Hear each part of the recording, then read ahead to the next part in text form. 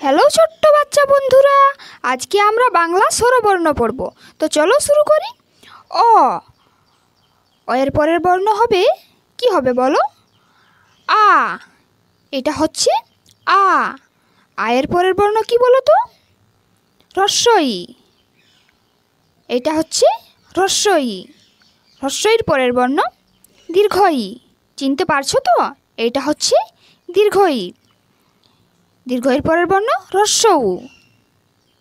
হ্রস্বউর পরে কি হবে বলো? দীর্ঘউ। দীর্ঘউর পরে রি।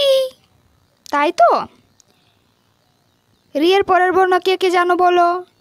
লি। লি এর পরের বর্ণ এ।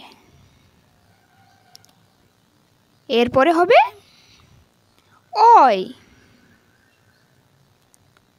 এর পরের বর্ণ কি হবে বলো? ঔ। শেষ বর্ণ